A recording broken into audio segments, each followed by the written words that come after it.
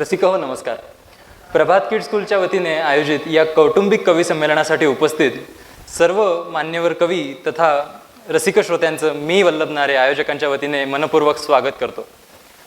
कोरोनाच्या काळात विकसित झालेल्या या प्रतिभेला व्यासपीठ मिळावं म्हणून आजचा हा एक कौटुंबिक कवी संमेलन आपण इथे आयोजित केलेलं आहे. तसं खरं म्हणजे आपला प्रभात परिवार हा एक सर्वगुण संपन्न लोकांचा समूह आहे. इथे चांगले गाणारे आहेत, चांगले वादक आहेत, नाट्य कलावंत आहेत, नृत्य कलावंत आहेत आणि तसेच चांगले कवी सुद्धा आहेत. तर त्यापैकी निवडक कवींसोबत आज आपण ही काव्य मैफिल रंगविणार आहोत. तर सर्वप्रथम आपण आजच्या आपल्या या सहभागी कवींचा परिचय करून घेऊया. सर्वप्रथम मराठी विभागातील ज्यांचं नव्यानेच पदार्पण आपल्या प्रभात किड्समध्ये झालेलं आहे आणि जे आपल्या कवितांच्या माध्यमातून समाज माध्यमांवर नेहमी चर्चेला गेलेले आहेत असे आदरणीय रोहित हिवरकर सर आपल्यासोबत आहेत. त्यांना मी विनंती करतो की त्यांनी कृपया व्यासपीठावर यावं.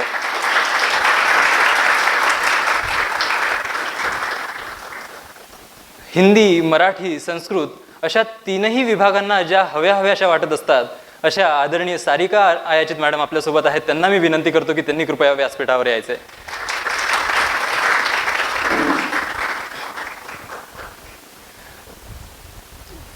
हिंदी विभागाचे पण तेवढ्याच ताकदीचं मराठी लिहिणारे एक कल्पक व्यक्तिमत्व आदरणीय संतोष मोरील सर आपल्यासोबत आहेत. त्यांना मी कृपया विनंती करतो की त्यांनी व्यासपीठावर यावं.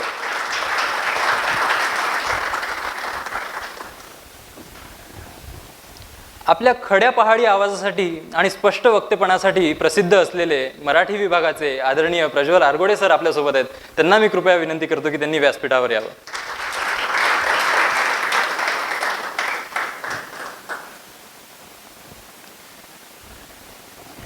हिंदी शब्दांचा अतिशय मुलायमपणे वापर करून आपल्या भावना कविताच्या माध्यमातून सहजपणे व्यक्त करणाऱ्या एक कवयित्री आज आपल्यासोबत आहेत. मी आदरणीय रश्मी झंवर मॅडमला विनंती करतो की त्यांनी कृपया व्यासपीठावर यावं.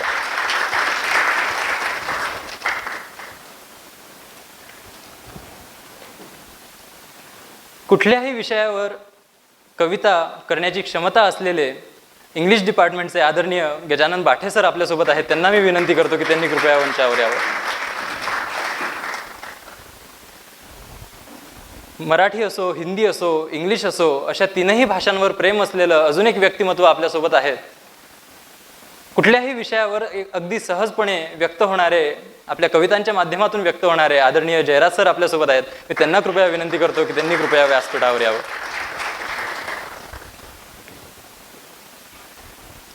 हिंदी आणि उर्दू या दोन्ही भाषांमध्ये अतिशय दर्जेदार लिखाण करणारे, आपल्या अनेक काव्य संमेलनं, अनेक कवी संमेलनं गाजविणारे आदरणीय आसिफजी जारियावाला आपल्यासोबत आहेत. त्यांना मी कृपया विनंती करतो की त्यांनी मंचावर यायचं. और आज की इस कवि सम्मेलन की अध्यक्षता करने हेतु मैं आमंत्रित करता हूं मेरे परम आदरणीय सविता तापड़िया मैडम को. एक बार जोरदार तालियों से हम सारे कवियों का स्वागत करते हैं.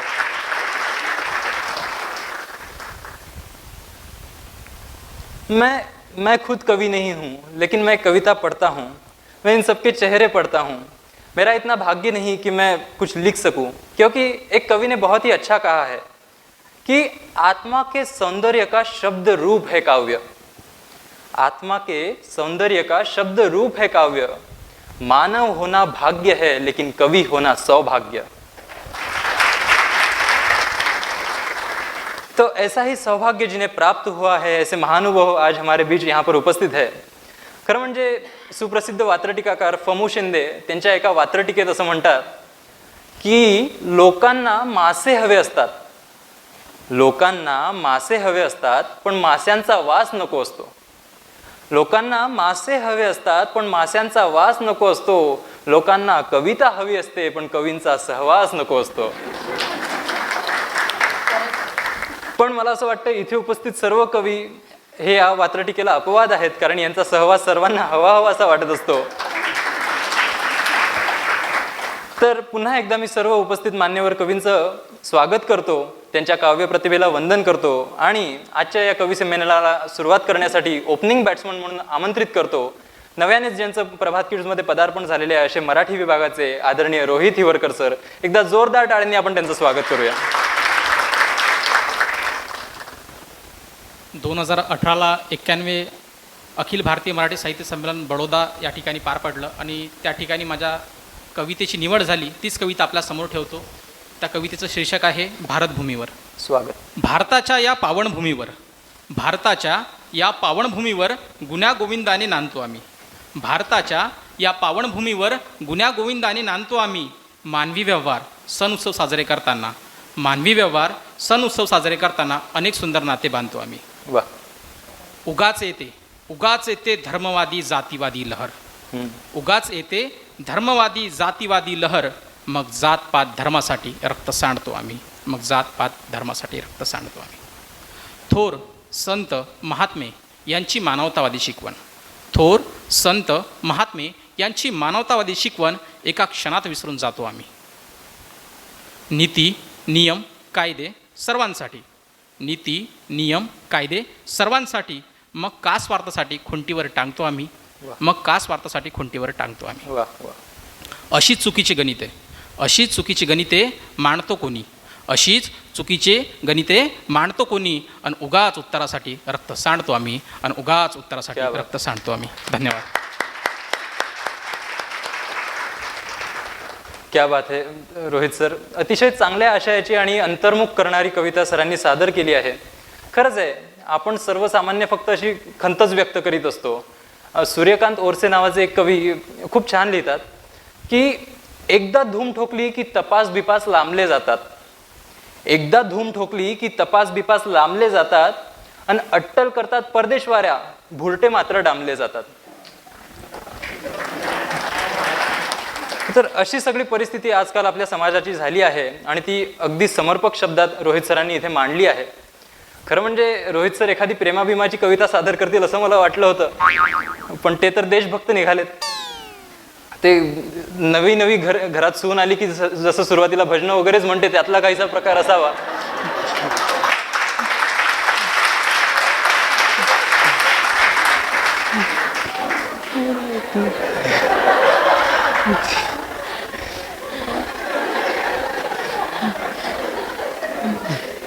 असो, तर आपण आपल्या पुढच्या कवितेकडे वळूयात. हिंदी असो, मराठी असो, संस्कृत असो, अशा तीनही भाषांचा ज्यांना लळा आहे अशा आदरणीय सारिका आयाजित मॅडम आज इथे उपस्थित आहेत. मी त्यांना विनंती करतो की त्यांनी कृपया आपली कविता प्रस्तुत करावी. एकदा जोरदार टाळ्यांनी आपण त्यांचं स्वागत करूया. रसिकांचे हे दालन तुडुंब आज हे प्रभात सदन. आतुर होई मन पिसारा, बरसती आज काव्यधारा. वाह, क्या बात. प्रभातमध्ये आज बरसणारा या काव्यधारेमध्ये माझ्या काव्यधारेला बरसण्याची संधी मिळाली, त्यासाठी मी आदरणीय सरांचे आणि मॅडमचे मनापासून आभार मानते. नमस्कार रसिक मंडळी. आयुष्य म्हणजे काय असतं हो? इथे बसलेल्या प्रत्येकाचं आपलं एक आयुष्य असतं आणि प्रत्येकजण आपलं हे आयुष्य आपल्या कल्पनेने, आपल्या विचाराने, त्याला मिळालेल्या परिस्थितीने, तसेच त्याला मिळालेल्या संस्काराने ते आयुष्य जगत असतो, हो की नाही? तर प्रत्येकाच्या आयुष्याच्या कल्पना ह्या वेगवेगळ्या असतात. त्याचप्रमाणे माझ्याही आयुष्याबद्दलच्या काही कल्पना कधीच्याच माझ्या मनात घोंगावत होत्या. त्याच कल्पना मी कवितेच्या रूपामध्ये इथे मांडण्याचा प्रयत्न केला आणि तीच आयुष्य नावाची कविता मी आज तुमच्यासमोर सादर करत आहे. स्वागत. सगळ्यांनी काळजीपूर्वक ऐकायचं आहे. आयुष्य. विधात्याचा ठेवा पुण्याईचा मेवा, जगण्याचा हेवा आयुष्य हे. बाग आनंदाची फुले ती सुखाची, हर्ष लुटण्याची मजा न्यारी. देण्यानेच सुख न व्हावे विनमुख, कुणाचेही मुख दारी कदा. आपली भाकरी खावी ती साजिरी, नको ती दुसरी सोन्याचीही. क्या बात. रक्ताचे मैत्रीचे नाते, जपावे हृदयी ते निरंतर. द्यावे आपणची अपेक्षा घेण्याची, द्यावे आपणची अपेक्षा घेण्याची, नसावी मनाची कुणासाठी. आनंदी जगावे दुःख विसरावे, आनंदी जगावे दुःख विसरावे, हास्य फुलवावे दुजा ठाई. धन्यवाद. वा, धन्यवाद सारिका मॅडम. अतिशय सुंदर कविता आणि आनंदी जगण्याचा संदेश या कवितेच्या माध्यमातून सारिका मॅडमने दिला आहे. खरंच आहे, आनंदी असणं खूप आवश्यक आहे आणि स्पेशली या कोरोनाच्या काळात, म्हणजे सर्वत्र गंभीर परिस्थिती, चिंतेचं वातावरण आणि आर्थिक अडचणी वगैरे अशा एक ना अनेक समस्यांच्या विळख्यात आपण अडकलेलो असताना आनंदी राहण्याचा हा एक मंत्रच आपलं रक्षण करू शकतो. ग. माडगुळकर एका ठिकाणी असं खूप छान म्हणतात की काळ्या कुट्ट अंधारात जेव्हा कोणी दिसत नसतं, काळ्या कुट्ट अंधारात जेव्हा कोणी दिसत नसतं, तेव्हा हाती दिवा घेऊन कुणीतरी उभं असतं. आणि हातात धरलेला हा दिवा म्हणजे आनंद असतो असं मला वाटतं. तर एकदा जोरदार टाळ्या झाल्या पाहिजेत सारिका मॅडमसाठी. रसिका हो, आता आपण आनंदी राहण्याविषयी बोलतो आहोत. तर आनंदी असणं खूप आवश्यक आहे आणि आनंदी असण्यासाठी हसता येणं खूप आवश्यक आहे. हसण्याने आपलं मन प्रसन्न राहतं, आनंदी राहतं असं म्हणतात. समोर नीरज सर बसलेले आहेत, ते सदा आनंदी असतात, सदा हसत असतात. आपण त्यांच्याकडे बघितलं की आपल्यालाही आनंद वाटतो. तर तुम्हाला आठवत असेल की आपण म्हणजे पूर्वी जेवायला वगैरे जायचो, कारण आनंद शोधता आला पाहिजे. आनंद काय शोधायची गोष्ट आहे, आनंद शोधता आला पाहिजे. आपण पूर्वी लग्नात जेवायला वगैरे जायचो, आता तर काय 50 लोकांवरच निपटवतात, पण पूर्वी मजा असायची. तर एखाद्या मोठ्या माणसाच्या घरचं जर लग्न असलं तर हे 100-125 स्टॉल्स, म्हणजे सलाद पासून तर शेवटच्या स्टॉलपर्यंत जायचं म्हटलं तो ऑटो लागायचा. और आसिफ सर, आपको मैं बताना चाहूंगा कि अगर किसी अरबपति करोड़पति आदमी को अगर भिखारी बनते देखना हो तो वो तंदूर के स्टॉल पे देखना. वो तंदूर के स्टॉल पे अरबपति भिखारी खड़े होते हैं. ए डालना, ए कब से खड़ा हूं, ए यार लेडीजों को दे रहा है, हमको नहीं दे रहा यार. अच्छा, वो जब तक रोटी मिलती है तब तक सब्जी ठंडी हो जाती है, और अगर सब्जी लेने जाओ तो वो रोटी नहीं मिलती. कई बार तो भूखे पेट घर आकर खाना खाना पड़ता है. क्यों शिल्पा मैडम? तो ऐसे ही अपनी एक बुफे सिस्टम के ऊपर की कविता लेकर यहाँ पर मैं आमंत्रित करता हूँ आदरणीय संतोष जी मोहरिल को. एक बार जोरदार तालियों से हम उनका स्वागत करते हैं. कवि ये शब्द कुछ अलग ही है ना. जैसे नंदू सर ने अपने ग्रुप पे डाल दिया था कि काव्य धारा शुरू होने वाली है या सैटरडे को रहेंगी, तो लोगों का मेरे और देखने का नज़रिया एकदम बदल गया. किसी ने पूछ लिया आप भी कविता करते हो, मतलब एकदम जैसे ऊपर से एकदम नीचे किसी ने बिठा दिया है ना. अब ये अलग सा बदलाव, कवियों की ओर देखने का नज़रिया अलग अलग सब चीज़ें. तो कल ही मैंने जैसे नारेश्वरी से बात की इसके बारे में कि हर चीज़ के पैरामीटर्स होते हैं, आपको जज करने वाले होते हैं, कभी नहीं होते हैं, पर कुछ पैरामीटर्स होते हैं. कि आपने कवि सम्मेलन भी कुछ पैरामीटर्स रखे हैं. सर बोले बिल्कुल रखे हैं, पर मैं आपको बताता हूँ, किसी को भी आपने बताना नहीं. मैंने ठीक है मन में रख दिया ये बात, पर आप सब लोग अपने ही हैं तो मुझसे रहा नहीं जा रहा. मेरी कविता शुरू होने से पहले मैं आपको पैरामीटर्स बता देता हूँ. ये सब ऑब्जर्व होने वाला है, रिकॉर्डिंग होने वाला है, तो आपने ध्यान रखना है. तो सर से मैंने पूछा कि क्या पैरामीटर्स है. सर बोले देखो इस साल मतलब 2 साल से अपनी सैलरी आधी थी, कम थी, अब यही महीने में अपनी पूरी कर दी. बोला हाँ सर बराबर है. तो बोले अपन एक काम करेंगे, कवि सम्मेलन में जिसने कम ताली बजाई उसकी फिर से आधी कर देंगे.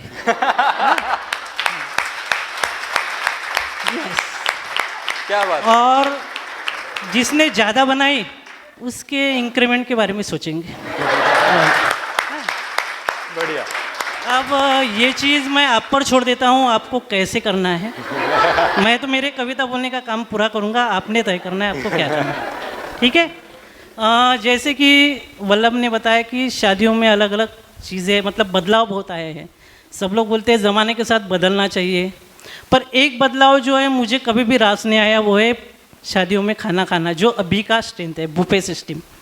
अब मैं दावा कहूँगा, बिल्कुल दावे से कहता हूँ कि मेरी कविता सुनने के बाद जब कभी ऐसी परिस्थिति में आप अटक जाएंगे तो मेरी कविता ज़रूर याद करोगे. मैं ये दावे से कहता हूँ कविते का शीर्षक है कविता का कि बुफे सिस्टम।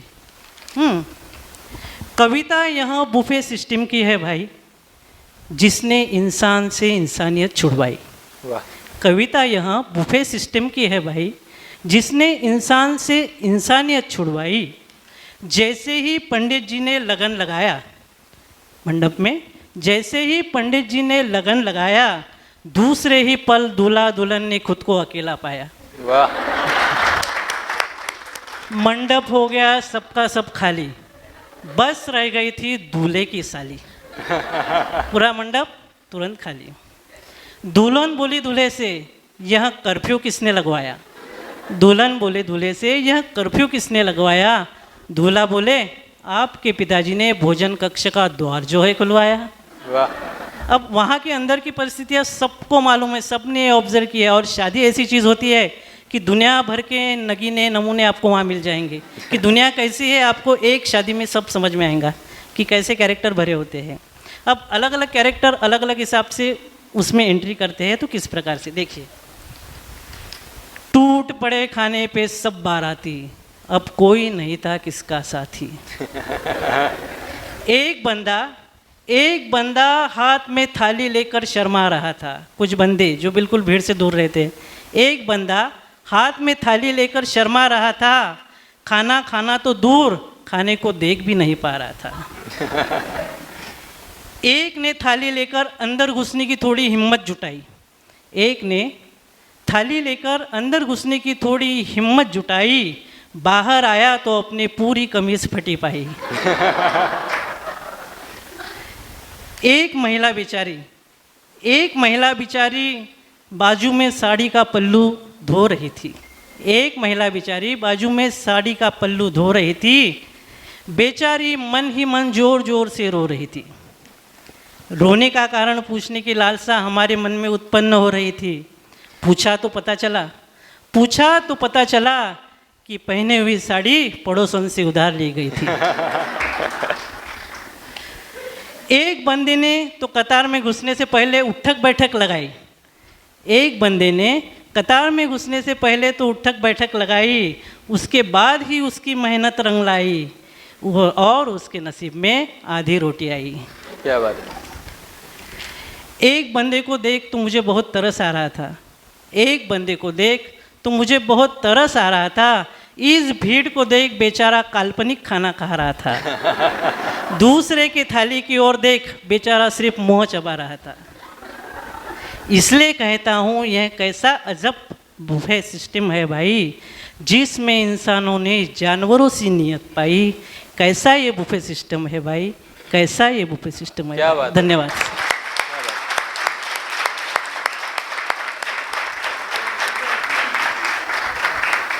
क्या बात है, क्या बात है. एकदम हसून हसून पोट दुखायला लागलेलं आहे. तर अशा प्रकारे आपल्या कवी संमेलनाची रंगत आता वाढते आहे. आपण पुढच्या कवितेकडे वळूयात. मंगेश पाडगावकरांना त्यांच्या सलाम या काव्यसंग्रहासाठी जेव्हा साहित्य अकादमी पुरस्कार मिळाला त्यावेळी त्यांनी एक छोटीशी गोष्ट सांगितली होती त्यांच्या भाषणात. ती गोष्ट अशी की आपल्या 4 मुलांना त्यांच्या बापानं विचारलं की तुम्हाला काय व्हायचंय. आपल्या 4 मुलांना त्याच्या बापानं विचारलं की तुम्हाला काय व्हायचंय. तर एक मुलगा म्हणाला मी कारखानदार होणार.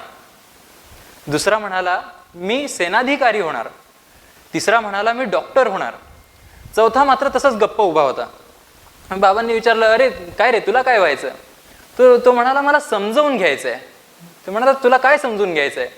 तो म्हणाला मला समजून घ्यायचंय की माणूस रडतो म्हणजे काय, माणसाचं दुःख म्हणजे काय, ज्या यशाच्या मागे माणूस छाती फुटेपर्यंत लागलेला असतो त्या यशाचा नेमका अर्थ काय, मला माणूस समजून घ्यायचा आहे. पाडगावकर पुढे म्हणाले की कविता कशासाठी असते हे जर आपल्याला समजून घ्यायचं असेल तर त्याचं उत्तर त्या चौथ्या मुलांनी दिलेल्या उत्तरात आहे. कवितेतून हे सर्व अर्थ आपल्याला सहजपणे समजावून घेता येतात. तर अशीच एक अर्थपूर्ण कविता आपल्यासमोर प्रस्तुत करण्यासाठी या ठिकाणी मी आमंत्रित करतो मराठी विभागाचे आदरणीय प्रज्वल आरघोडे सर यांना. एकदा जोरदार टाळ्यांनी आपण त्यांचं स्वागत करूया. धन्यवाद वल्लभ. आदरणीय व्यासपीठ आणि माझ्यासमोर बसलेले सर्व ज्ञानपंढरीचे वारकरी यांना माझा नमस्कार. आज इथे कवी संमेलन आहेत, छान छान सगळ्या कविता होत आहेत. मी काही कवी नाही, पण नंदू सरांनी मला सांगितलं की मी माझ्या मुलाचं ॲडमिशन करेल वेक्टरला जर तुम्ही चांगली कविता म्हटली तर. आणि सरोदे सर तिकडे म्हणाले की नंदू सरांच्या मुलाचं ॲडमिशन जर झालं तर 100% तुमचं यश त्याच्यात आलं. म्हणून कविता म्हणजे माझं असं म्हणणं आहे की कविता कशी हो, तुम्ही जोरात टाळ्या वाजवायच्या आहे. म्हणजे काय होईल की नंदू सरांची मला ॲडमिशन मिळून जाईल आणि माझं जे इप्सित आहे ते साध्य होऊन जाईल. बरोबर. विषय असा आहे की आपली जी संस्कृती आहे त्या संस्कृतीमध्ये आपण नेहमी दुसऱ्यांचा आभार मानतो. मानायलाच पाहिजे. कोणी जर आपल्याला मदत केली तर आपण त्याचा आभार मानायला पाहिजे. शेतकरी हा माझा जिव्हाळ्याचा विषय आहे, कारण मी एक शेतकऱ्याचा मुलगा आहे. आणि या विषयावर लिहिताना तुम्ही पाहिलं असेल जून महिन्यात पाऊस आला. जून महिन्यात पाऊस आला आणि शेतकऱ्यांनी शेतात पेरणी केली. मधात पावसाने तंबी दिली, पाऊस आलाच नाही. शेतकऱ्यांवर दुबार पेरणीचं सावट आलं. या सगळ्या परिस्थितीमध्ये मी एका शेतात गेलो आणि शेतात गेल्यानंतर पावसाला सुरुवात झालेली होती आणि त्या पावसाला सुरुवात झाल्यानंतर त्या शेतकऱ्यांनी त्या पावसाच्या ढगाकडे पाहिलं. चातक पक्षी ज्याप्रमाणे ढगाकडे पावसाची वाट पाहतो त्या चातक पक्षाप्रमाणे तो शेतकरी त्या ढगाकडे पावसाची वाट पाहत होता, पावसासाठी वाट पाहत होता. आणि पाऊस पडायला सुरुवात झाली आणि त्यांनी या मातृभूमीची, या जमिनीची, या भूमातेचं चुंबन घ्यायला सुरुवात केली. त्यावेळी त्याच्या मनात, त्या शेतकऱ्याच्या मनात जे प्रश्न होते, त्या शेतकऱ्याच्या मनात त्या निसर्गाप्रती, त्या पावसाप्रती जे आभार होतं, तो आभार व्यक्त करत होता. त्या शब्दांना मी माझ्या कवितेत शब्दबद्ध करण्याचा प्रयत्न केला. आणि म्हणून त्या शेतकऱ्याच्या रूपाने, त्या शेतकऱ्याच्या शब्दांनी मी माझे काही शब्द रेखाटलेले आहेत. ते शब्द असे आहेत: कोसळणाऱ्या पावसा किती मानू तुझे आभार, कोसळणाऱ्या पावसा किती मानू तुझे आभार, माना टाकेलेली पिके हसाया लागले शिवार, फिटे डोळ्याचे पारणे मणी दाटली हिरवळ. पाऊस पडल्यानंतर त्या शेतकऱ्याच्या डोळ्यातील पारणं फिटतंय आणि तो म्हणतोय मनी दाटली हिरवळ, बरसे पावसाच्या सरी हृदया आनंदाची झळ. इवले इवले पीक त्याची हिरवी हिरवी काया. पीक जे असतात पाऊस पडल्यानंतर ते छोटे छोटे असतात. इवले इवले पीक त्याची हिरवी हिरवी काया, सुखावला माझा शेतकरी आणि सुखावली त्याची बया. पाऊस पडल्यानंतर त्या शेतकऱ्याला हायसं वाटतं, समाधान वाटतं आणि म्हणून तो म्हणतो इवले इवले पीक त्याची हिरवी हिरवी काया, सुखावला माझा शेतकरी आणि सुखावली त्याची बया. उपकार केले आम्हावरी राजा पावसातू पडून, उपकार केले आम्हावरी राजा पावसातू पडून, मानतो आभार तुझे माय बाप शेतकऱ्याकडून. उपकार केले आम्हावरी राजा पावसातू पडून, मानतो आभार तुझे माय बाप शेतकऱ्याकडून. या पावसाचं, या निसर्गाचं तो शेतकरी ज्याप्रमाणे आभार मानतो, त्याचप्रमाणे मी एक शेतकऱ्याचा मुलगा असून त्या सगळ्या शब्दांना कवितेच्या रूपात मांडून मी या निसर्गाचा, या पावसाचे सुद्धा आभार मानतो. धन्यवाद.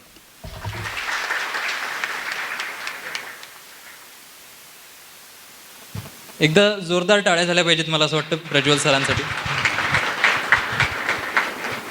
खरंच आहे, पाऊस हा आपल्यासाठी महत्त्वाचा असतो. पावसाशिवाय जगरहाटी चालूच शकत नाही. पावसाचे आपण आभारच मानले पाहिजेत. आपण मानवानीच या संपूर्ण निसर्गाचं स्वरूप बदलून टाकलेलं आहे. कारण आणि म्हणूनच ग्लोबल वॉर्मिंग सारख्या समस्यांना आपल्याला तोंड द्यावं लागते आहे. असो, खरं म्हणजे प्रज्वल सर आपलं म्हणजे सदा आनंदी राहणारं व्यक्तिमत्व आहे आणि मराठी विभागाचे असल्यामुळे सोशिकही आहेत. परवाच मी त्यांना मार्केटमध्ये बघितलं, आरघोडे मॅडम पण होत्या सोबत. तर मग ते न्यू क्लॉथ मार्केटमधून चालले होते, तर आरघोडे सरांनी मॅडमचा हात एकदम घट्ट हातात धरून ठेवलेला होता. माझ्या डोळ्यात एकदम टाचकून पाणी आलं. मी म्हटलं वा रे वा, काय हे प्रेम. मी लगेच सरांजवळ गेलो. मी म्हटलं गुड आफ्टरनून सर. म्हटलं सर, मी दुरून बघितलं, मला खूप छान वाटलं सर, की म्हणजे लग्नाला एवढे वर्ष झाले तरी तुम्ही मॅडमचा हात इतका घट्ट, इतका प्रेमाने धरून ठेवलेला आहे. ते म्हणाले अरे वल्लभ, प्रेम बीम काही नाही, हात सोडला की दुकानात जाते ना म्हणते ही. तर असो, त्याच्यात म्हणजे त्यांची पण काही चूक नाही. त्यांच्या ठिकाणी ते बरोबर आहेत.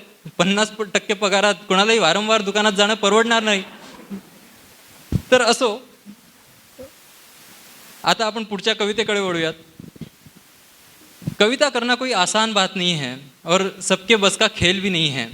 लेकिन इस कठिन कार्य को बड़ा ही आसान कर देने वाले एक कवयित्री आज हमारे बीच मौजूद है। मैं आदरणीय रश्मि झंवर मैडम को विनती करता हूं कि कृपया वो हमारे समक्ष अपनी कविता प्रस्तुत करें। एक बार जोरदार तालियों के बीच हम उन्हें आमंत्रित करते हैं।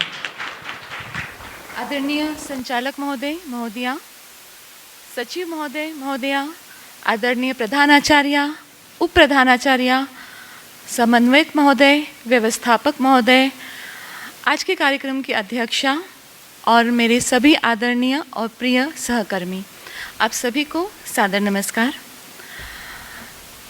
कहा जाता है कि परिवर्तन संसार का नियम है और पिछले 1-1.5 सालों में हम सभी को कोरोना नामक दानव ने इससे भली भांति परिचित करा दिया है।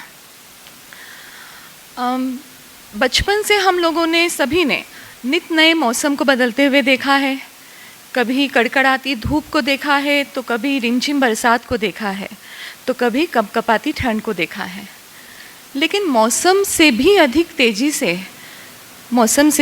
तेज़ी से जो अपना रूप बदल दे, वो है हम और तुम, यानी हम सभी समझदार इंसान। तो ऐसे ही समझदार इंसानों को ध्यान में रखते हुए, जो कि ईश्वर की अप्रतिम कलाकृति है, और इस बदलते हुए मौसम को ध्यान में रखते हुए, और उस महादानव जिसने हमारी ज़िंदगी में हाहाकार मचा दिया, उन सभी को ध्यान में रखते हुए मैंने एक छोटी सी कविता लिखी है जो आपके समक्ष प्रस्तुत कर रही हूँ। कुछ भूल चूक हो तो क्षमा कीजिएगा। स्वागत। कहीं सुना था मैंने कि होते हैं मौसम 4। कहीं सुना था मैंने कि होते हैं मौसम 4, पतझड़, सावन, वसंत और बहार। पर अब की बार है ये कैसा मौसम आया, प्रकृति तो क्या इंसान को भी बदलता हुआ पाया। वाह। आरोप प्रत्यारोप का दौर कुछ ऐसा चल रहा है कि हर और बस मैं का शोर मच रहा है। कभी कोरोना, कभी महंगाई, तो कभी आपस में ही हाथापाई। वो कहते हैं कि बच के रहना मेरे भाई। कोरोना बड़ा बहरूपिया है, ना जाने किस रूप में आए। पर बेचारे कोरोना को भी कहाँ है पता, इंसान को समझने में हो गई उससे भी खता। क्या बात है। इंसान तो वो बला है जी जो पल पल है नया मुखौटा पहनता। वाह। इस धरती पर नहीं बदलते इतने मौसम जितने की भी वो रूप बदलता। क्या बात। पर कहा जाता है ना कि हर सिक्के के 2 पहलू होते हैं, एक सकारात्मकता से भरा हुआ तो एक नकारात्मकता से ओतप्रोत। अब यह हम पे निर्भर करता है कि हम किस पहलू को अपने जीवन में ढालें। तो जनाब, जो भी हैं हम जैसे भी हैं, इतना तो यकीन हमको भी है कि महारोग के इस पतझड़ पर उम्मीदों का सावन बरसाएंगे, और खुशियों रूपी वसंत में फिर एक बार फिर से बाहर ले आएंगे। धन्यवाद। धन्यवाद मैडम। खुशियाँ रूपी बसंत फिर से बाहर लाएगा, यह आपकी मांग जरूर भगवान पूरी करेगा। बड़ी ही सकारात्मक ऊर्जा देने वाली कविता मैडम ने प्रस्तुत की है। एक बार फिर से जोरदार तालियां होनी चाहिए, ऐसा मुझे लगता है। रसिका हो, आयुष्य जगत असताना बऱ्याच गोष्टी आपल्या करायच्या राहून जातात आणि या गोष्टीची आपल्याला खंत पण नेहमी वाटत असते। आणि ज्या लोकांचं लग्न झालेलं आहे अशांना ही खंत जरा जास्तच बोचत असते। म्हणजे आपण सर्वांनी ढोलकी बघितली असेल, लग्नानंतर माणसाची अवस्था या ढोलकीसारखी होत असते। माणूस दोन्हीकडून बदलला जात असतो। एक हात आईचा असतो, दुसरा सांगायची गरज नाही। आणि हात सुद्धा ही 2 प्रकारचे असतात। म्हणजे आईचा हात डोक्यावरून फिरला की केस येणं सुरू होतात,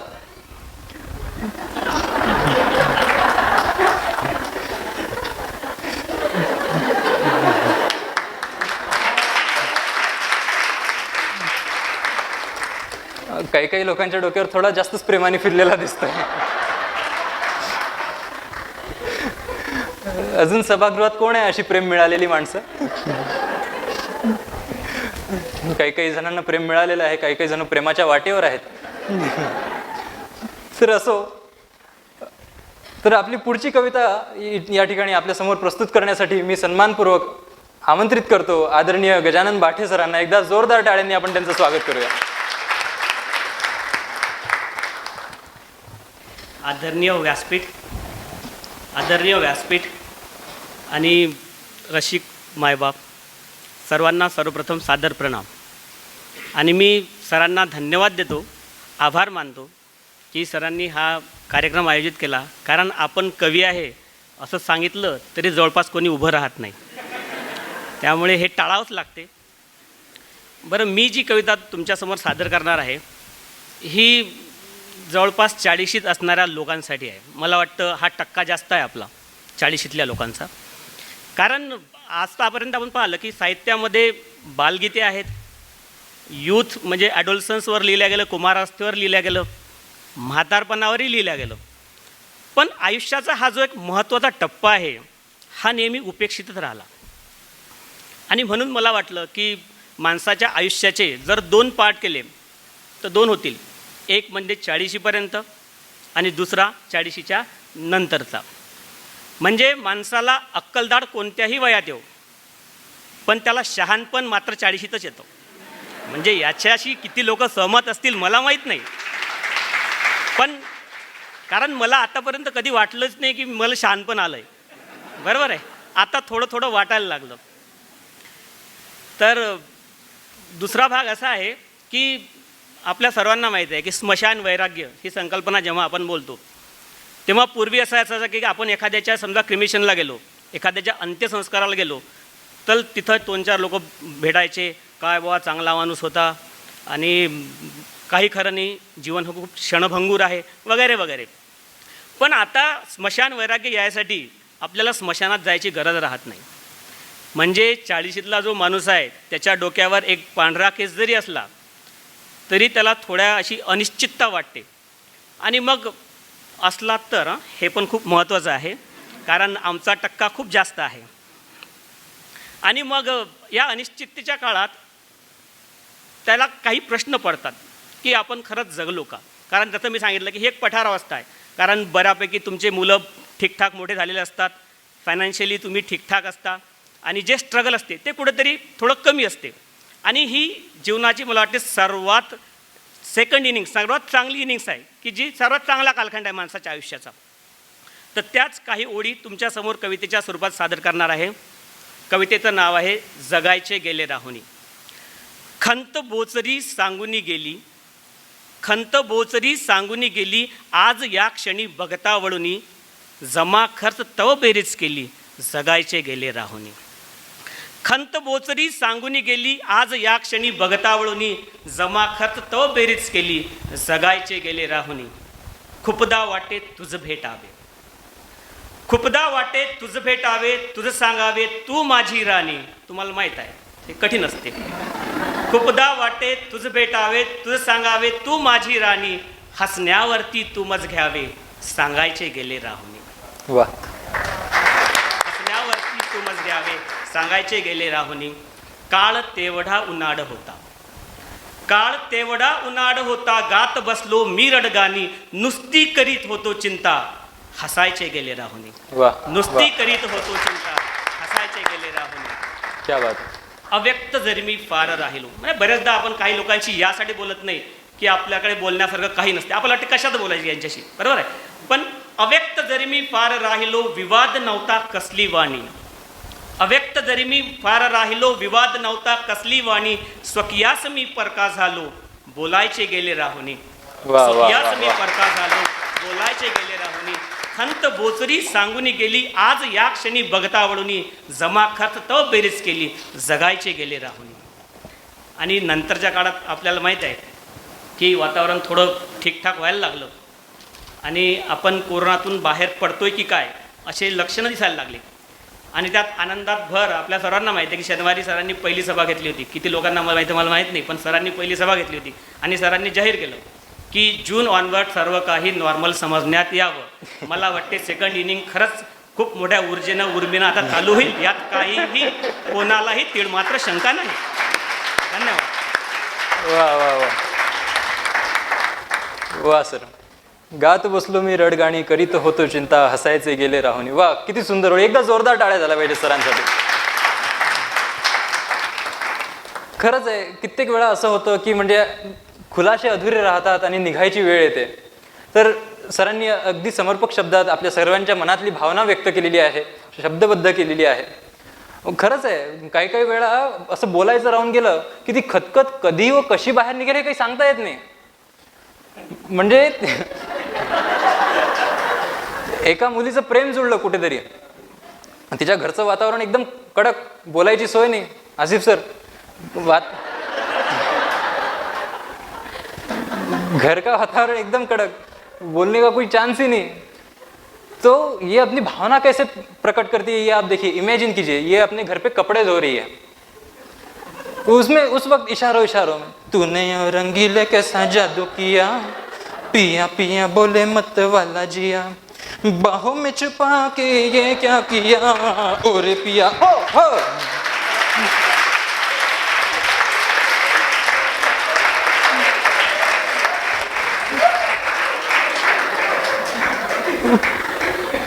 पीछे से माँ आके दो देती, अबे फट गया देख. तो खैर ऐसा सब चलते रहता है. मुझे लगता है एक बार जोरदार ताली होनी चाहिए भाटे सर के लिए.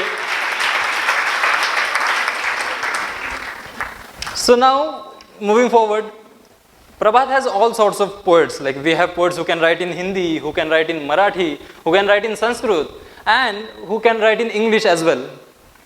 English, because English is a global language. English is an amazing language. अंग्रेजी बहुत ही अद्भुत भाषा है, एक ग्लोबल लैंग्वेज है. अच्छा, आदमी तो आदमी, मैंने तो कुत्तों को भी अंग्रेजी बोलते हुए सुना है. नहीं, हंसने की बात नहीं, मैं बता रहा हूँ, आप सुनिए. मतलब परसों के दिन मैं फरीदा मैडम के घर गया था. कहाँ है फरीदा मैडम? इधर ऊपर है. अच्छा, ओके. परसों के दिन मैं फरीदा मैडम के घर गया तो वहाँ मुझे बाहर ही अंग्रेजी बोलने वाले कुत्ते मिले. शायद फरीदा मैडम ने कंपलसरी कर दिया होगा उन्हें. तो पहला कुत्ता आया, मुझे बोला हु हु हु, कौन कौन कौन.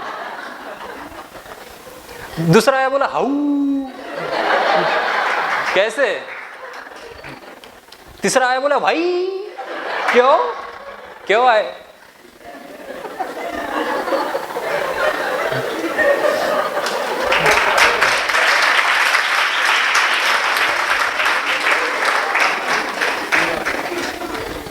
चौथा आकर बोला, अरे वल्लभ नारे है, अपने फरीदा मैडम का फेवरेट स्टूडेंट है. सब मिलकर बोले ओह.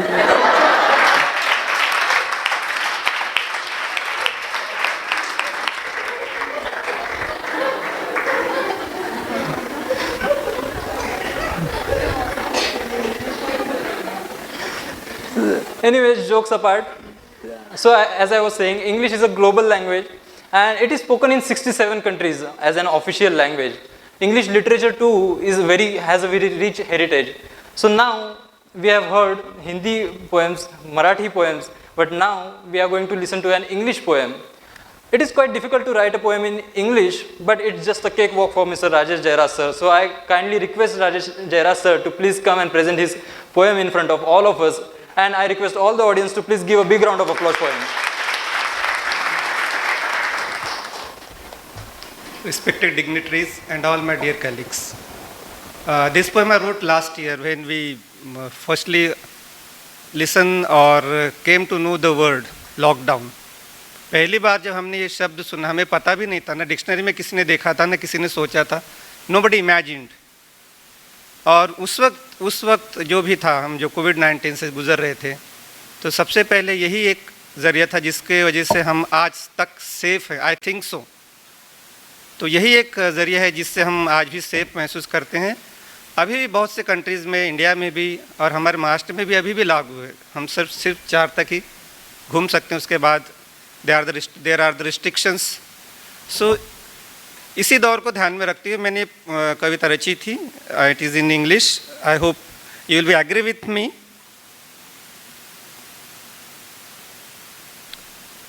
lockdown, I thought he is a great foe. But everyone on earth know he is more than a friend. He is more than a friend who need more than a trained. यानी बहुत से लोगों को लगता है कि नहीं ये तो हमारे दुश्मन है, व्यापारी हैं, बहुत से जो काम करने वाले रोज़ के कमाने वाले हैं, उनको लगता है ना कि लॉकडाउन नहीं होना चाहिए. So but I think this is a friend for us who saves us. He comes slowly like a cat. He comes slowly like a cat. यानी पहले मोदी जी ने थोड़ा सा बताया कि ये ऐसा ऐसा होने वाला है, फिर जनता कर्फ्यू लगाया. पता ही नहीं था हमें तो जनता कर्फ्यू क्या होता है. And then came the word lockdown. तब हमें पता चला कि लॉकडाउन क्या होता है. He comes slowly like a cat purr probably ate Chinese rat. Purr probably ate Chinese rat. Stay safe and fit, stay home. Confined the world to roam. Confined means caged. हमको कैद करके रख दिया एक जगह पर. बहुत दिनों तक हम निकल ही नहीं पाए घर से बाहर. Confined the world to roam. He made people to comprehend. He made people to comprehend. हमें सोचने पर मजबूर कर दिया कि ये स्थिति क्यों उत्पन्न हुई. He made people to comprehend nature's importance to propent. हमें तब पता चला कि हमने जो नेचर के साथ खिलवाड़ किया था उसी का ये नतीजा है. So make people to comprehend nature's importance to propent. Exaggeration of anything is harmful. Exaggeration of anything is harmful. Love and respect make world beautiful. Love and respect make world beautiful. He is calm and placid lifeguard. He is calm and placid lifeguard. Detach COVID-19 from your ward. Follow strictly, burn midnight oil. Follow strictly, burn midnight oil. यानी हमें बिल्कुल आँख में तेल डालकर यानी बोलते हैं ना उस तरह से हमें पालन करना पड़ता है. Never underestimate, lie down in soil. Never underestimate, lie down in soil. He turned the world clean and clear. पहली बार ऐसा लगता है ना कि नदियाँ साफ हो गई हैं, आकाश साफ है, धरती साफ है, नेचर तक पूरा खुला हुआ है.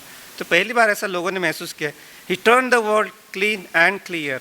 Environment thesaurus pure to smear. And animals, birds, fearless freedom. Animals, birds, fearless freedom.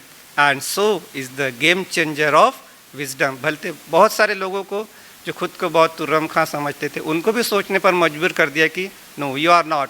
I am the king of this world. So and so is the game changer of wisdom. Thank you all. Thank you so much.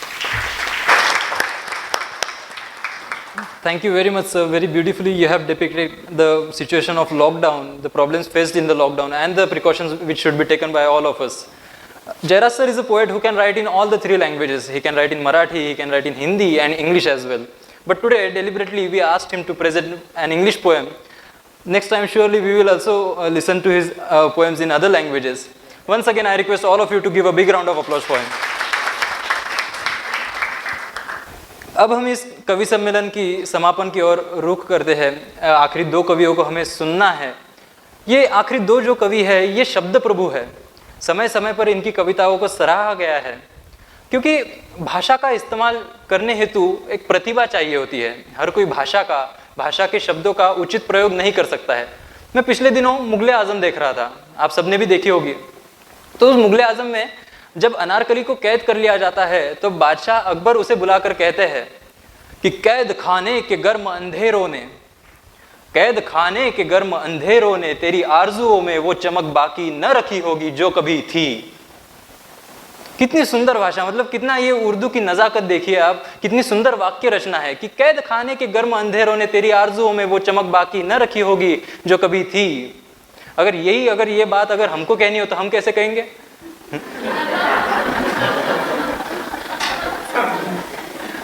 यही बात अगर हमको कहनी हो तो हम कहेंगे jail में तेरी ऐसी तैसी होगी नहीं. लेकिन एक कवि जो है वो अपनी बात बहुत ही एक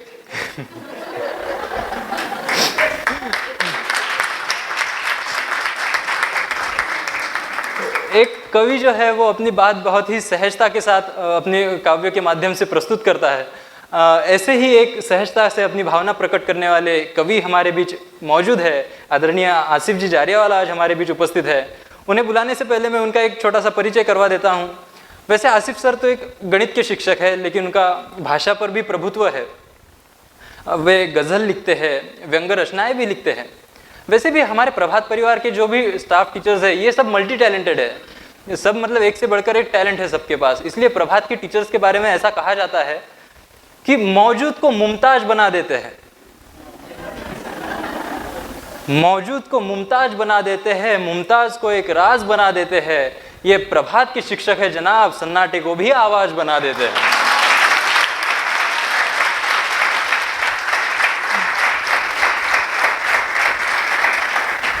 आगे सुनिए, इनका जलवा जिसने देखा वो खंबा हो गया। इनका जलवा जिसने देखा वो खंबा हो गया, जिसने भी लिया इनसे पंगा वो लंबा हो गया। तो ऐसे ही हमारे आसिफ सर है। मैं ये समझता हूँ कि इतनी प्रस्तावना एक गज़ल सुनने के लिए पर्याप्त है। तो मैं विनती करता हूँ आसिफ सर से, कृपया हमें एक गज़ल सुनाएं। एक बार जोरदार तालियों से हम उनका स्वागत करेंगे। पहले तो आप सभी एक बार वल्लभ के लिए जोरदार तालियां बजाइए, और दूसरी तालियां आप लोग अपने लिए बजाइए, क्योंकि लंच के बाद एसी हॉल में आपके सामने 10 कवियों को बैठाया जाए और आपको कहा जाए बेटा सुनो, तो आपने ये साबित कर दिया कि आप सभी के अंदर बहुत पेशेंस है। हालांकि उर्दू की बात निकाली कि वल्लभ ने, तो यकीन मानिए उर्दू मुझे उतनी ही आती है जितनी आपको आती है। लेकिन गज़ल में जैसे जब कभी कोई गज़ल सुनाई जाती है तो उसमें कुछ भारी भरकम शब्द होते हैं। मैं बीच बीच में आपको बताता जाऊंगा। सिर्फ एक सूचना है कि आप लोग आवाज़ और सुरों पे ध्यान ना दें, आप लोग शब्दों और भावनाओं पे ध्यान दें। गज़ल का पहला जो शेर है उसका थोड़ा सा मतलब मैं आपको बता देता हूँ। जैसे बहुत सारे लोग लिखते हैं, कुछ लोग कविताएं लिखते हैं, खुद को कवि कहते हैं, कुछ लोग लेखक होते हैं, खुद को लेखक कहते हैं, कुछ पत्रकार होते हैं। तो लिखना एक फ़न है, एक कला है, एक कलमकार जो होता है, तो ये उनकी जिम्मेदारी बनती है कि वो जो लिखे वो सच लिखे, अच्छा लिखे और विश्वास करने लायक लिखे। तो एक सच्चा कलमकार वो होता है जिसकी ये भावना होती है कि मैं जब भी लिखूं सच्चा लिखूं, अच्छा लिखूं, विश्वास करने लायक लिखूं, और किसी दिन अगर मेरे हाथों झूठ लिखा जाए तो फिर मुझसे ये कला छीन ली जाए। ठीक है। पहली पंक्ति में शब्द आएगा मोतबर। मोतबर का मतलब होता है सच्चा, अच्छा और विश्वास करने लायक। और दूसरी पंक्ति में शब्द आएगा दरबदर। दरबदर का मतलब होता है बर्बाद कर देना, ख़त्म कर देना। मेरे हर गीत गज़लों को खुदाया मोतबर कर दे। वाह। मेरे हर गीत गज़लों को खुदाया मोतबर कर दे। कभी जो झूठ मैं लिख दूं मुझे तू दर बदर कर दे। दूसरा जो शेर है, जैसे ज़िंदगी में इंसान को बहुत सारी चीज़ें मिलती हैं। कुछ चीज़ें आप उससे मांगते हैं फिर मिल जाती हैं, कुछ चीज़ें आप नहीं मांगते फिर मिल जाती हैं। फ़र्क ये होता है दूसरी कंडीशन में आपको खुशी ज़्यादा होती है, जब आपने मांगा नहीं है फिर भी आपको मिल गया। लबों से कुछ न मांगूं मैं मगर मुझको वो मिल जाए। लबों से कुछ न मांगूं मैं मगर मुझको वो मिल जाए। दुआओं में मेरी इतना ही खुदाया तू असर कर दे। क्या बात। तीसरा शेर मैं नीरज अवंडेकर सर को समर्पित करता हूँ, जिसका ये मतलब है कि कुछ लोग ज़िंदगी में जो होते हैं वो औरों को खुशियाँ बांटते हैं, मुस्कुराहटें बांटते हैं। तो हर किसी की भी ये चाहत होनी चाहिए कि भी लोगों को मुझसे खुशियाँ मिले, मुस्कुराहटें मिले। दूसरी पंक्ति में शब्द आएगा बशर। बशर का मतलब होता है आदमी या इंसान। गमों के रोज मेले हैं यहाँ सबकी कहानी में, गमों के रोज मेले हैं यहाँ सबकी कहानी में, जो बांटेगा सदा खुशियाँ ही मुझे तू वो बशर कर दे, जो बांटेगा सदा खुशियाँ ही मुझे तू वो बशर कर दे। अगली पंक्ति में शब्द आएगा ऐब। ऐब का मतलब होता है किसी के कैरेक्टर का फॉल्ट। मतलब मैं नहीं समझाऊंगा उस शेर का, वो आप खुद ही समझ जाएंगे। किसी का ऐब ना देखे, ना ही ढूंढे कमी कोई। प्रोफेशनल पॉइंट ऑफ व्यू से मैं इससे डिसएग्री करता हूँ। किसी का ऐब ना देखे, ना ही ढूंढे कमी कोई, मेरी आँखों में या रब तू कुछ ऐसी ही नजर कर दे।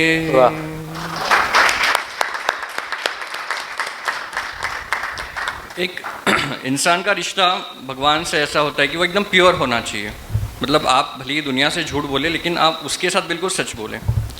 पहली पंक्ति में शब्द आएगा मुहाफिज। मुहाफिज का मतलब होता है पालनहार, रक्षा करने वाला।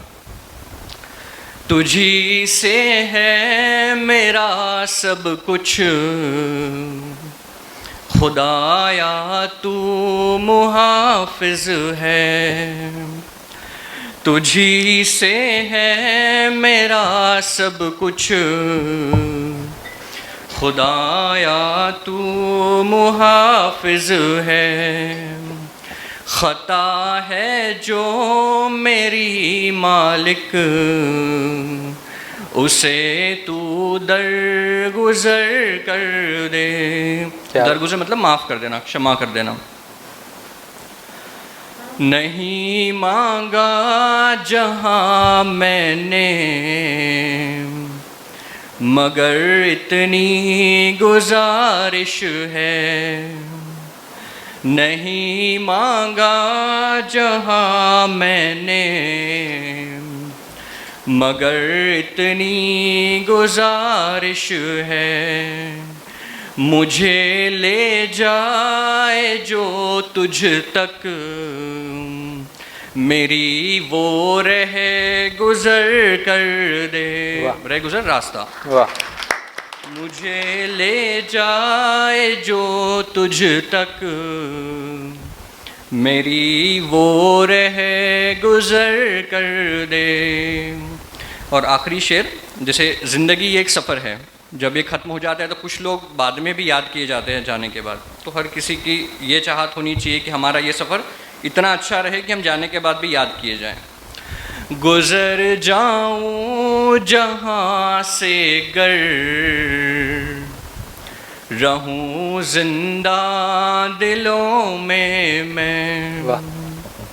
गुज़र जाऊं जहाँ से गर, रहूं जिंदा दिलों में मैं। बस इतना खूबसूरत तू मेरा ये एक सफ़र कर दे। क्या बात है, क्या बात है, क्या बात है, क्या वाह वाह आसिफ सर। गुज़र जाऊं जहाँ से मैं, लेकिन रहूं जिंदा दिलों में मैं। इतना एक हसीन सफ़र तू मेरा यह एक सफ़र कर दे। क्या बात है। अगर चाहने वालों के दिल में रहने वाली ये मांग अगर सदन को अच्छी लगी हो तो एक बार ज़ोरदार तालियां होनी चाहिए। मैंने शुरुआत में कहा था कि आसिफ सर गज़ल के साथ साथ व्यंग्य भी लिखते हैं, तो कवि सम्मेलन हो, आसिफ सर यहाँ मौजूद हो और एक व्यंग्य रचना ना सुनाई जाए, ऐसा मैं हरगिज़ होने नहीं दूंगा। तो मैं एक बार आसिफ सर से विनती करता हूँ कि कृपया एक व्यंग्य रचना भी सुनाएं। ये जो पूरा लॉकडाउन का पीरियड था हमारा 1+ ईयर्स का, बहुत सारे लोगों ने बहुत कुछ किया इसमें, मतलब जिनको जो नहीं करना चाहिए था वो भी किया है। तो क्या क्या किया है वो एक लॉकडाउन इफेक्ट के थ्रू मैं आपको बता रहा हूँ। क्या बताएं क्या क्या किया, वाह। क्या बताएं क्या क्या किया लॉकडाउन में साहब जी, क्या बताएं क्या क्या किया लॉकडाउन में साहब जी। सबकी अपनी अपनी कहानी है यहाँ तो साहब जी। देखो कितने सारे लोग बन गए हैं कविवर जी। Lockdown effect.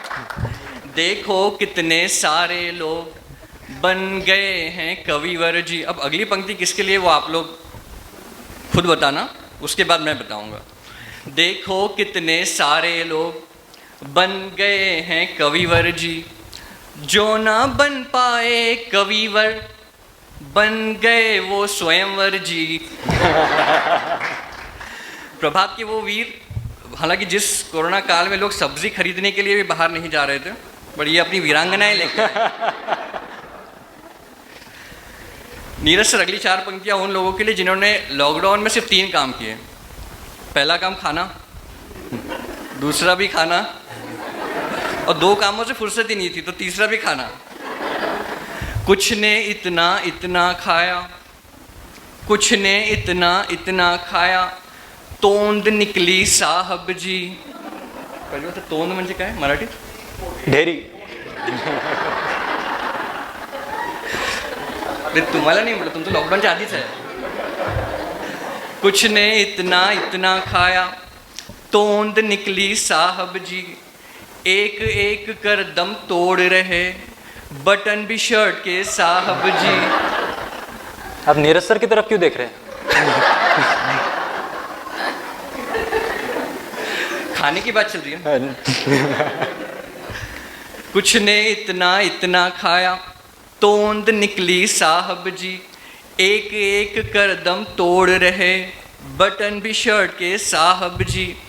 कल थे दुबले ट्यूबलाइट से, बल्ब से हो गए गोल मटोल। हालांकि हमारी टीम में ऐसा कोई नहीं है, जैसे लॉकडाउन के पहले थे वैसे ही है, कोई ट्रांसफॉर्मेशन नहीं आया है।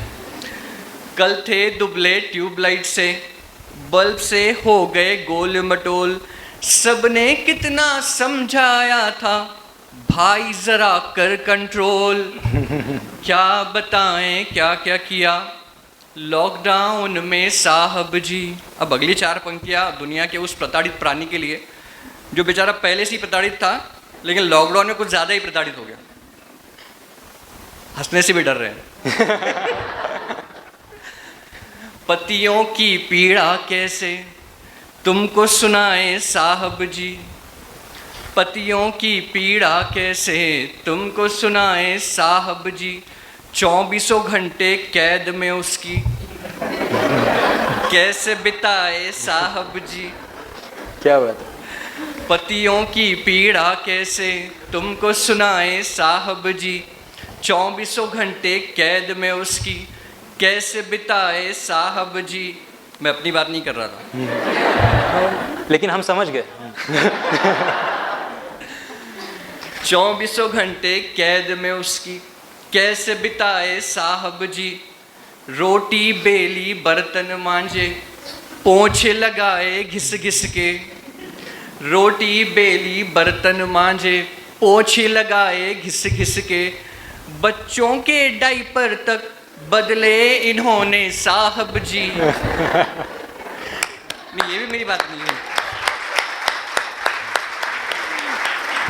क्या बताएं क्या क्या किया लॉकडाउन में साहब जी। अच्छा, माँओं की अलग ही परेशानी।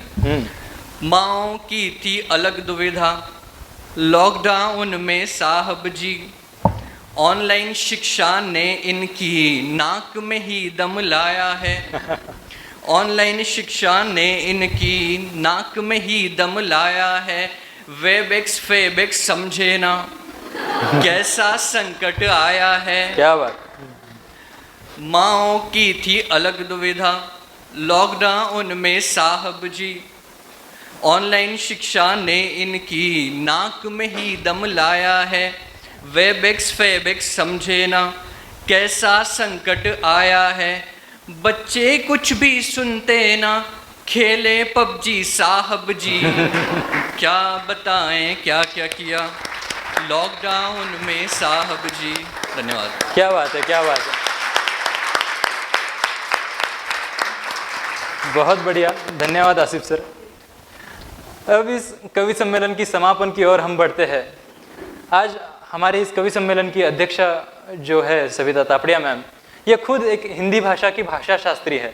मैं आज जो भी थोड़ा बहुत हिंदी बोल पा रहा हूँ वो उनकी ही शिक्षा का परिणाम है, उनकी ही शिक्षा का फल है। मैडम का अपना हिंदी पर प्रभुत्व तो है ही, लेकिन अपने विद्यार्थियों का भी उतना प्रभुत्व होना चाहिए, इसके लिए वे हमेशा कार्यरत रहती है। भाषा की शुद्धता के लिए दो टूक सुनाने के लिए किसी को भी आगे पीछे वो नहीं करती, और उनके अंदर जो कवयित्री है उनके अंदर भी उतना ही साहस है। मैंने कहीं तो भी एक शेर सुना था कि हमसे सूरज पे ये ताले नहीं देखे जाते, हमसे सूरज पे ये ताले नहीं देखे जाते, तिरगी तुझसे उजाले नहीं देखे जाते। अंधेरे की कोशिश होती है कि उजाले से मुंह छुपाए, हर बदरंग चेहरे की कोशिश होती है कि आईने से मुंह छुपाए, लेकिन एक कवि, एक शायर उस उजाले, उस आईने का काम करते हैं जो हर उस कुत्सित विभत्स अहंकार से भरे हुए चेहरे के सामने खड़े हो जाए और डटकर उसे कहे कि हुजूर, दाग आपके चेहरे में है, आईने तोड़ने से कुछ नहीं होगा। तो ऐसे ही अपने अलग अंदाज के लिए जाने जाने वाले सविता मैडम आज हमारे बीच उपस्थित है। मैं उनसे विनती करता हूं कि कृपया हमारे सामने अपनी कविता प्रस्तुत करें। एक बार जोरदार तालियों से हम उनका स्वागत करते हैं। मेरे हाथ के इतने सारे पन्ने देखकर आप सभी मत घबराइए। मैं पूरी कोशिश करूंगी कि इस कार्यक्रम का अंत आपको ज़्यादा सहन न करना पड़े। उर्दू के प्रसिद्ध कवि मलिक मोहम्मद जायसी, इन्होंने कहा है, कवि कह जीभ खरक हिरवानी, कवि कह जीभ हरक हिरवानी, एके दिसी आग दूसरे दिसी पानी। जो आज कवि सम्मेलन का आयोजन किया गया है उसमें जिन कवियों को आप सभी ने सुना, हम सभी ने सुना, उस पर ये जो शायरी है ये बहुत सटीक बैठती है कि जो कवि होता है उसकी शायरी कैसी होती है। खरग यानी तलवार, और हिरवानी इराक की एक जगह है जहाँ पर तलवारें बनाई जाती हैं जो दो धारी तलवारें होती हैं। तो कवि की वाणी की तुलना जायसी ने दो धारी तलवार से की है। व्यंग के माध्यम से आसिफ सर ने, अरगोड़े सर ने और सभी ने, संतोष मोहरिल सर ने व्यंग के माध्यम से ये साबित कर दिया कि कवि की कविता जो होती है, कवि के जो शब्द होते हैं वो दो धारी तलवार होते हैं। सभी उपस्थित कवियों का मैं हार्दिक अभिनंदन करती हूँ और चाहती हूँ कि आप बहुत ज़ोरदार तालियां बजा दें इन लोगों के लिए।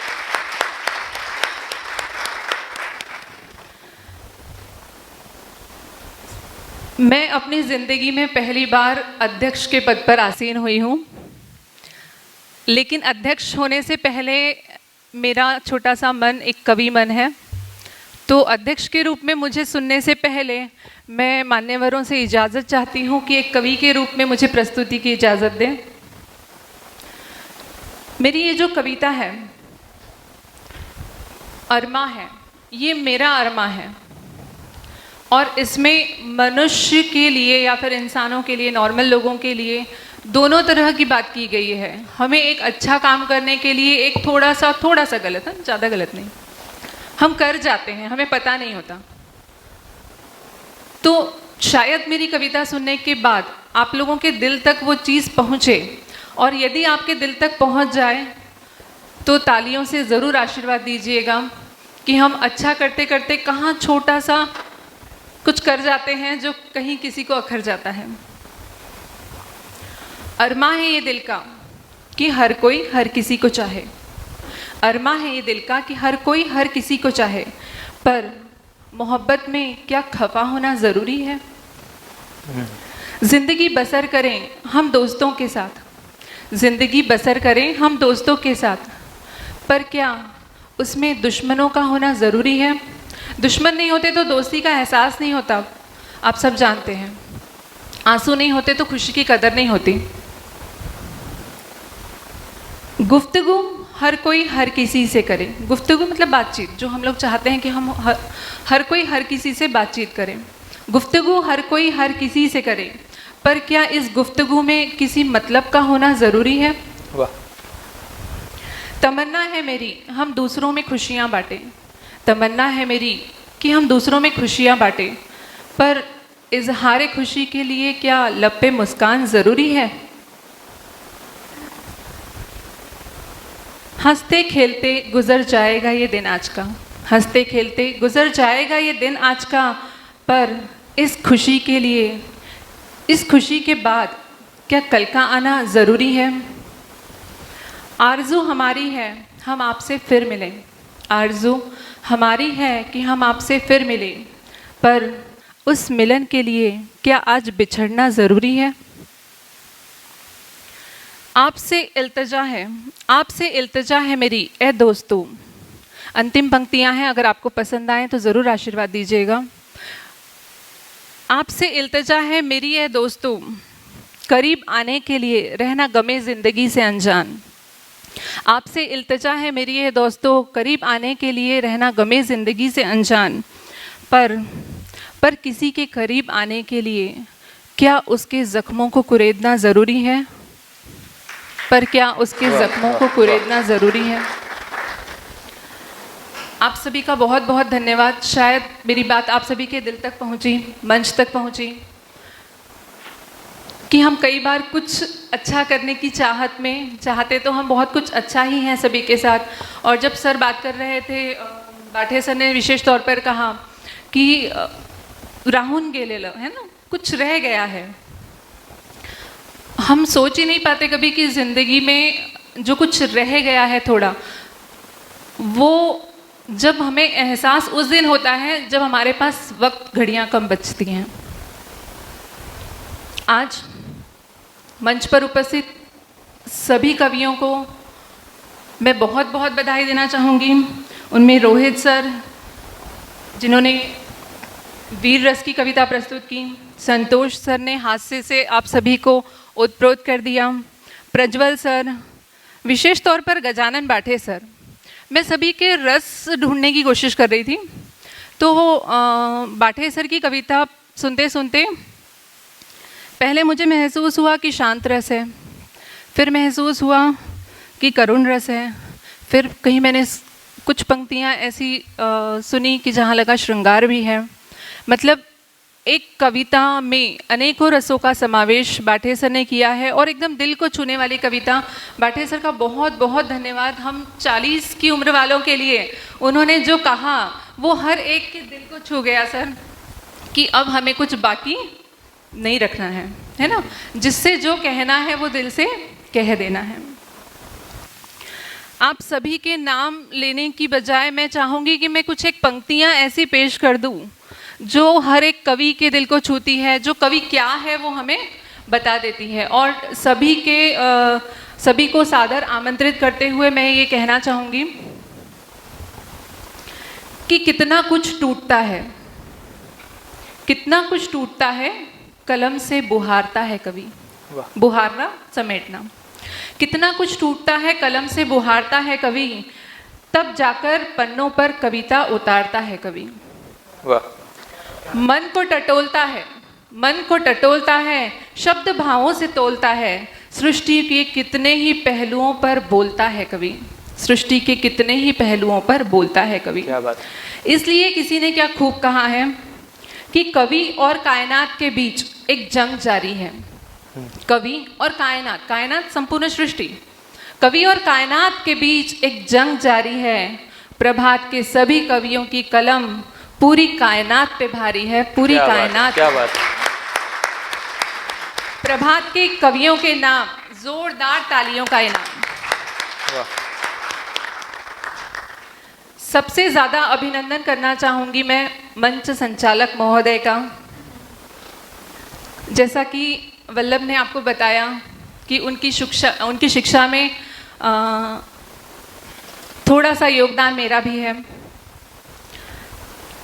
जब किसी आंगन में लगा हुआ पौधा फलता हुआ और फूलता हुआ नजर आता है तो उसे देखकर जो सुकून, जो राहत एक दिल को मिलती होगी, आज आपको देखकर वो राहत मुझे और आपके सभी शिक्षकों को मिली है।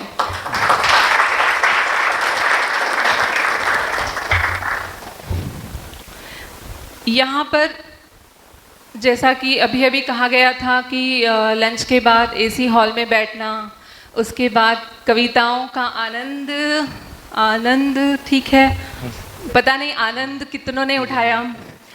तो यहाँ पर कैसा होता है ना, कवि सम्मेलन जब ऑर्गेनाइज होते हैं तो वहाँ पर रसी की जाते हैं।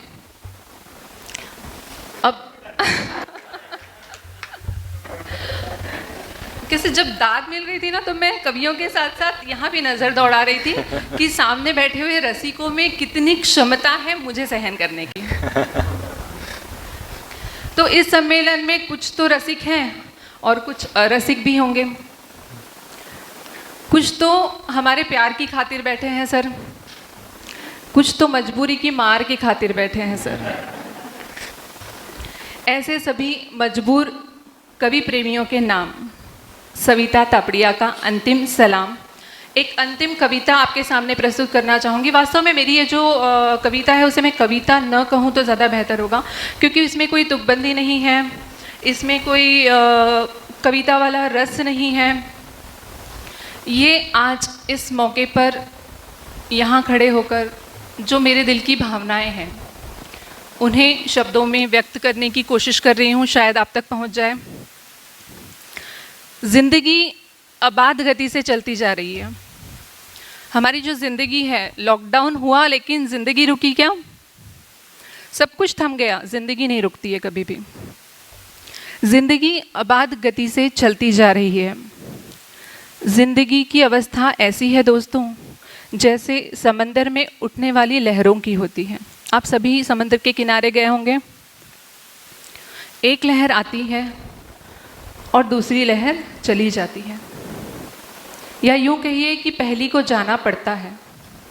क्यों? क्योंकि दूसरी आने वाली होती है।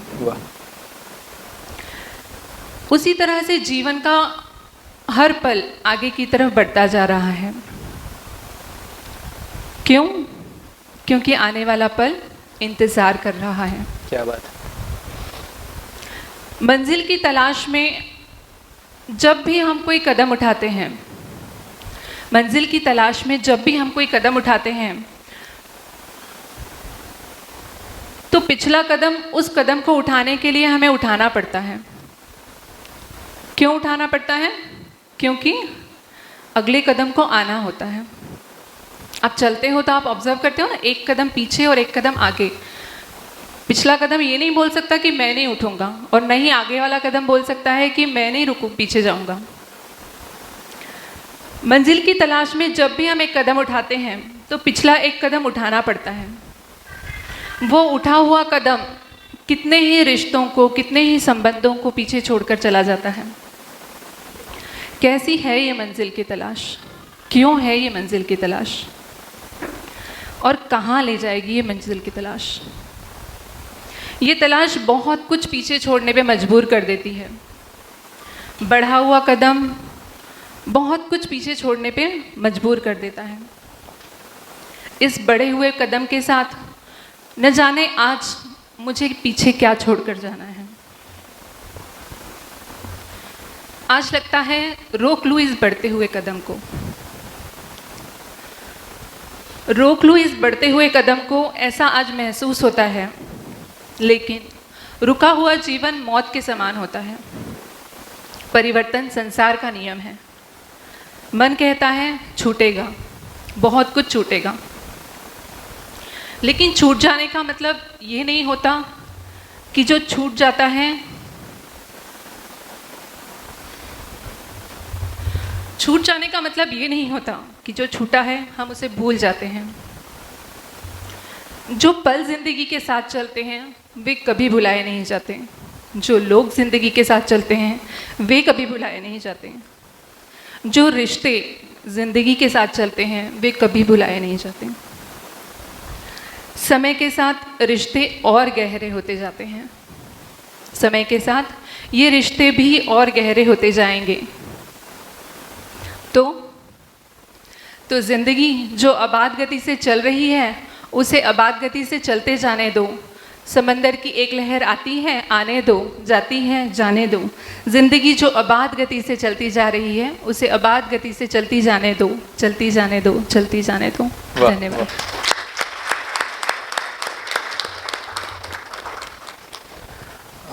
धन्यवाद सविता मैडम। एक बार मुझे लगता है इस भावनिक कविता के लिए और जोरदार तालियां होनी चाहिए।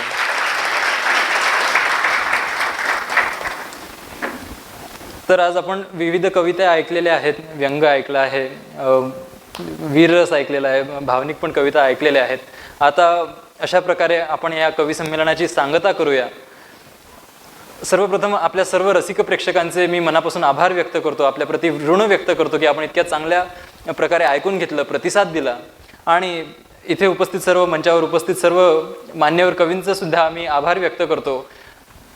आणि आपण सर्व माझे गुरुजन आहात, आपण सर्व माझ्यापेक्षा मोठे आहात। कळत नकळतपणे जर माझ्याच्याने काही कमी जास्त बोलल्या गेलं असेल तर कृपया मला माफ करा, माझ्या चुका पोटात घ्या। आणि पुन्हा एकदा सर्वांच्या प्रती मी आभार व्यक्त करतो।